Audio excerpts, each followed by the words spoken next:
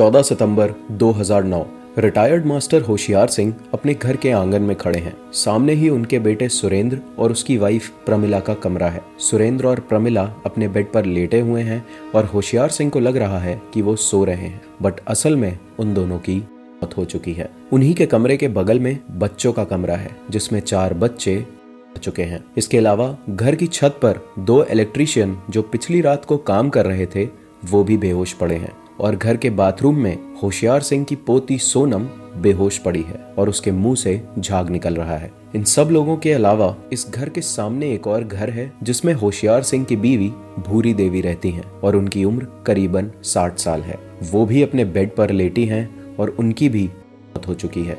पिछले ही दिन यानी 13 सितंबर की रात को इस पूरे परिवार ने साथ बैठकर खाना खाया है और होशियार सिंह अपने परिवार को हंसता खेलता देख यही सोच रहे थे कि उनका परिवार कितना हंसता खेलता और भरा पूरा है। तो अचानक उस रात ऐसा क्या हुआ कि 14 सितंबर 2009 की सुबह होशियार सिंह ने अपने पूरे परिवार को खो दिया। जानेंगे सब कुछ आज के एपिसोड में। My name is Saharsh and you are watching the case of master Hoshiyar Singh. इस कहानी की शुरुआत होती है रोहतक के ही पास पड़ने वाले एक छोटे से गांव कबूलपुर से। अब इस कहानी को शुरू करने से पहले मैं आपको मास्टर होशियार सिंह की फैमिली के बारे में बता देता हूँ। मास्टर होशियार सिंह और उनकी वाइफ भूरी देवी के 3 बेटे हैं। सबसे बड़ा बेटा है सुरेंद्र और उसकी वाइफ है प्रमिला। इन दोनों के 2 बच्चे हैं, अरविंद और सोनम। इसके बाद होशियार सिंह का दूसरा बेटा है करणवीर जो इन सब से अलग रहता है और होशियार सिंह के सबसे छोटे बेटे का नाम न्यूज आर्टिकल्स और वेबसाइट्स पर डिस्क्लोज नहीं करा गया है। बस उसके बारे में इतनी इन्फॉर्मेशन है कि वो फौज में था और उनकी वाइफ की डेथ हो चुकी थी। होशियार सिंह के तीसरे बेटे के 3 बच्चे हैं, मोनिका, सोनिका और विशाल। तो करणवीर को छोड़कर ये सारे लोग होशियार सिंह के घर में ही रहते थे। बस उनकी जो वाइफ है भूरी देवी वो होशियार सिंह के घर के सामने वाले घर में रहती थी। अब सुबह होती है 14 सितंबर 2009 की। मास्टर होशियार सिंह अपने घर के बाहर जानवरों के बाड़े में सो रहे थे। अब आप लोगों को पता होगा कि गांव देहात में लोग काफी जल्दी उठ जाते हैं। 3, साढ़े 3, 4 बजे के आसपास वो उठकर खेतों पर काम के लिए निकल जाते हैं और उन्हीं में से एक थे रिटायर्ड मास्टर होशियार सिंह।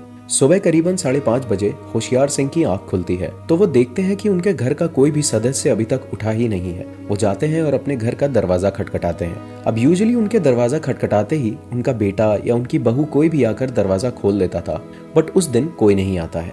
वो काफी देर तक गेट खटखटाते रहते हैं बट अंदर से ना किसी का रिप्लाई आता है और ना ही कोई गेट खोलता है। इसके बाद होशियार सिंह थोड़ा गुस्सा जाते हैं और जैसे ही वो घर के दरवाजे को धक्का देते हैं तो दरवाजा अंदर की तरफ खुल जाता है।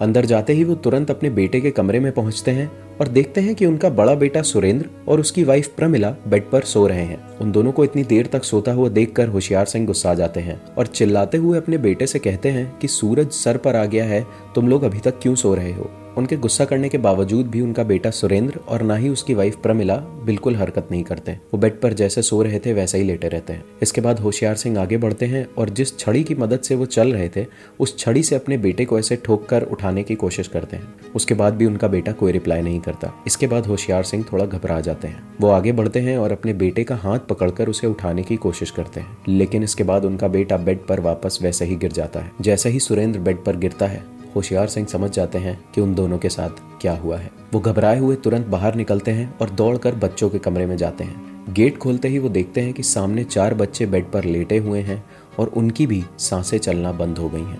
उन 4 बच्चों में 3 बच्चे तो होशियार सिंह के उस तीसरे बेटे के थे जो फौज में था और एक बेटा था सुरेंद्र और प्रमिला का जिसका नाम अरविंद था। इसके अलावा सुरेंद्र और प्रमिला की एक बेटी भी थी जो उस दिन बाथरूम में बेहोश पड़ी हुई थी। उसके मुंह से झाग निकल रहा था। इसके अलावा घर की छत पर 2 इलेक्ट्रीशियन काम कर रहे थे, वो भी छत पर ही बेहोश पाए जाते हैं। मास्टर होशियार सिंह जैसे ही इन सारे लोगों को देखते हैं तो वो तुरंत अपने घर के सामने वाले घर में दौड़ते हुए जाते हैं अपनी वाइफ भूरी देवी को चेक करने और वहां पर भी जैसे ही वो दरवाजा खोलते हैं सामने उनकी वाइफ बेड पर मरी पड़ी होती हैं। मास्टर होशियार सिंह जोर जोर से रोने लगते हैं और उनकी आवाज़ सुनकर गांव के सारे लोग वहां पर पहुंच जाते हैं। इसके बाद पुलिस को इत्तला किया जाता है और पुलिस पूरी फॉरेंसिक टीम और स्निफर डॉग्स का स्क्वाड लेकर वहां पर पहुंच जाती है। पुलिस के आते ही तुरंत एम्बुलेंस को कॉल किया जाता है और छत पर जो 2 इलेक्ट्रीशियन बेहोश पड़े थे और बाथरूम में अरविंद की बेटी सोनम जो कि बेहोश पड़ी थी उन दोनों को हॉस्पिटल पहुंचाया जाता है। अब इधर वो दो इलेक्ट्रीशियन और सोनम हॉस्पिटल में एडमिट हैं और उधर पूरे गांव में इस कांड की पूरी कहानी फैल चुकी है। अब जैसे ही ये बात सुरेंद्र की वाइफ प्रमिला के मामा को पता चलती है तो वो तुरंत पुलिस स्टेशन पहुंच जाते हैं और वो वहां जाकर कहते हैं कि मास्टर होशियार सिंह के दोनों बेटे सुरेंद्र और करणवीर, जो कि इन सब से अलग रहता था, उन दोनों के बीच में हमेशा से झगड़ा चल रहा था और उनको शक है कि करणवीर ने ही ये सारा कांड किया है। उनके मामा के बयान पर पुलिस करणवीर को तुरंत उठा लेती है। तहकीकात शुरू ही होने वाली होती है कि मास्टर होशियार सिंह अगले दिन पुलिस स्टेशन पहुंच जाते हैं। पुलिस स्टेशन पहुंचकर वो पुलिस से कहते हैं कि सर, आप लोगों को ये केस जैसा दिखाया जा रहा है असल में वैसा है नहीं। मेरे दोनों बेटों में झगड़ा जरूर होता था, लेकिन मेरा छोटा बेटा करणवीर इस तरह का दरिंदा नहीं है कि वो पूरे परिवार को ऐसी हैवानियत से मार डाले। और इसके बाद वो पुलिस से कहते हैं कि मुझे एक इंसान पर शक है कि वही ये सारा कांड कर सकता है और वो है मेरी पोती सोनम। अब ये सुनते ही पुलिस वाले कंफ्यूज हो जाते हैं, क्योंकि सोनम तो बाथरूम में बेहोश पाई गई थी और उसके मुंह से झाग निकल रहा था। तो अगर सोनम विक्टिम है तो सोनम के साथ ये सब किसने किया? और क्योंकि सोनम की उम्र 19 साल थी तो इसलिए पुलिस को ये बिलीव नहीं हो रहा था कि एक 19 साल की लड़की इतनी बेरहमी से अपने परिवार को कैसे कर सकती है। लेकिन इसके बाद जब होशियार सिंह सोनम के बारे में और डिटेल्स बताते हैं तब पुलिस को लगता है कि शायद वो सच बोल रहे हैं। वो बताते हैं कि उनकी पोती सोनम का पड़ोस में ही रहने वाले एक नवीन नाम के लड़के से पिछले 1 साल से अफेयर चल रहा था, जिसके चलते उनका पूरा परिवार सोनम से नाराज था और उसके ऊपर काफी पाबंदियां भी लगाई हुई थी। उसकी पढ़ाई बंद करा दी गई थी और वो अपनी सहेलियों के साथ बाहर भी नहीं जा सकती थी। इसके बाद होशियार सिंह पुलिस को कहते हैं कि सोनम का जिस तरह का हाव भाव है और उसके जैसे तेवर हैं, उसको देखते हुए तो मुझे ऐसा ही लग रहा है कि ये सारा कांड सोनम ने ही करा है। अब होशियार सिंह के इस बयान के बाद पुलिस वाले तुरंत हॉस्पिटल पहुंच जाते हैं, जहां पर सोनम और वो 2 इलेक्ट्रीशियन एडमिट थे।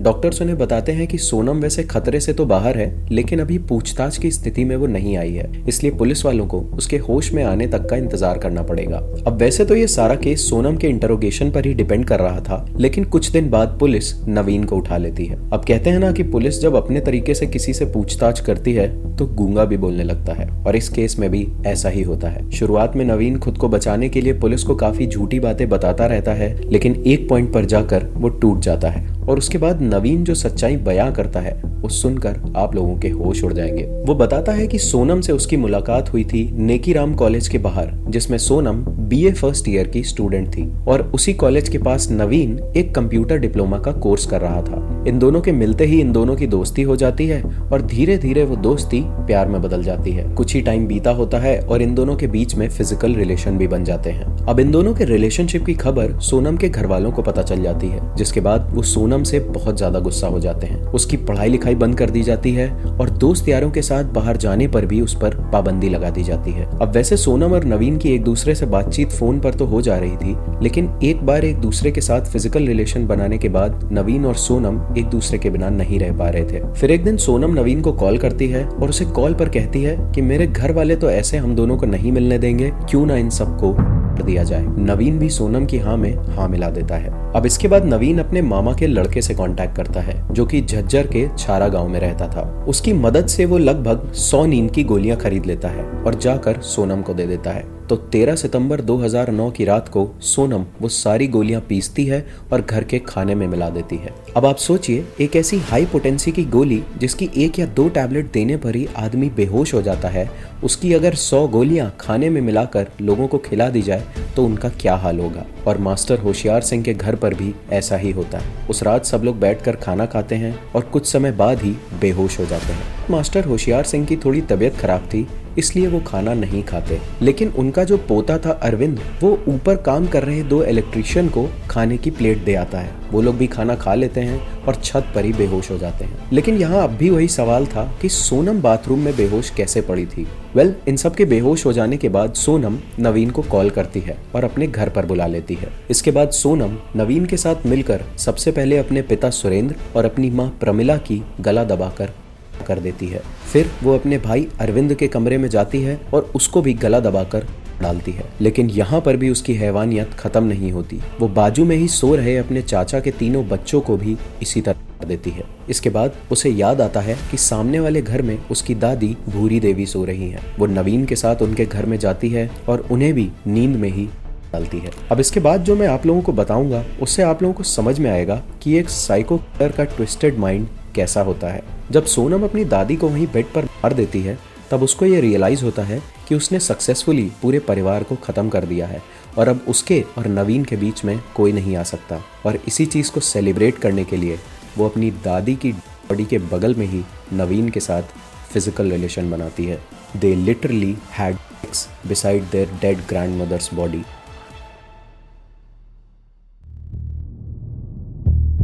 अब इसके बाद नवीन अपने घर चला जाता है और पूरे परिवार को मार देने की खुशी में सोनम इतनी पागल हो जाती है कि वो भूल जाती है कि उसने खाने में नींद की गोलियां मिलाई थी और वो भी गलती से थोड़ा सा खाना खा लेती है। इसके बाद सोनम की भी तबीयत बिगड़ने लगती है और वो बाथरूम में जाकर उल्टी करते करते बेहोश हो जाती है। अब ये तो थी कहानी कि उस रात मास्टर होशियार सिंह के घर में क्या हुआ था। अब देखते हैं कि जस्टिस सिस्टम इन लोगों के साथ क्या करता है। सेशंस कोर्ट इन दोनों को फांसी की सजा सुनाती है। इसके बाद ये दोनों हाई कोर्ट में अपील करते हैं और इस दौरान ये अपना बयान भी बदल देते हैं। सोनम पुलिस वालों से कहती है कि मास्टर होशियार सिंह अपने बेटे करमवीर को बचाना चाहते हैं, इसलिए वो मेरे ऊपर इस तरह का इल्जाम लगा रहे हैं। लेकिन पुलिस के पास सोनम और नवीन के खिलाफ काफी सबूत थे, जैसे उनके फिंगरप्रिंट्स पूरे क्राइम सीन पर पाए गए थे और नवीन ने जहां से वो नींद की गोलियां खरीदी थी, पुलिस ने उसे और नवीन के मामा के लड़के को भी हिरासत में ले लिया था और उनके बयान के हिसाब से भी नवीन ने वो सारी गोलियां खरीदी थी और सोनम को दे दी थी। अब इसके बाद जब ये मामला हाईकोर्ट पहुंचता है तो हाईकोर्ट भी इन दोनों की फांसी की सजा को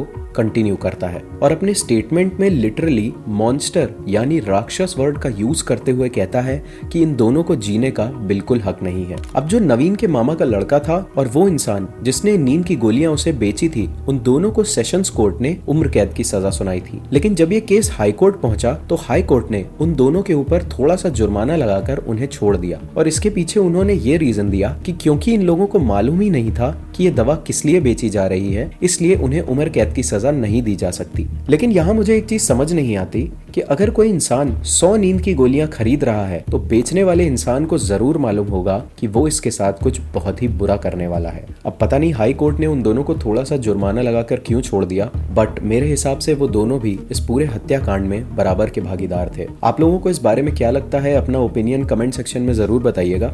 अब इसके बाद ये केस 18 जुलाई 2018 को जब हाई कोर्ट में पास हो जाता है और इन दोनों को फांसी की सजा सुना दी जाती है तो ये दोनों सुप्रीम कोर्ट का दरवाजा खटखटाते हैं और फिर 12 अक्टूबर 2018 को सुप्रीम कोर्ट इन दोनों की फांसी की सजा को कम करके उम्र कैद में बदल देता है। 7 लोगों का इतना बेरहमी से कत्ल करने के बाद भी इन दोनों को फांसी की सजा नहीं होती। वैसे मैं आप लोगों को यहाँ पर इंडियन जस्टिस सिस्टम के एक लूप होल के बारे में बताना चाहूंगा जिसका यूज करके मर्डरर्स और ज्यादातर बच जाते हैं। इंडिया का जस्टिस सिस्टम एक बिलीफ पर काम करता है और वो ये है कि अगर किसी इंसान ने जुर्म किया है तो इंडियन जस्टिस सिस्टम उसको सजा देने में पीछे तो नहीं हटता, लेकिन एक बेगुनाह को बचाने में अपनी पूरी जी जान लगा देता है और इसी लूप होल का फायदा उठाकर ये सारे बच जाते हैं। ये था आज का केस। मिलते हैं नेक्स्ट एपिसोड में एक नई कहानी के साथ। तब तक stay safe, take care of your families and good bye.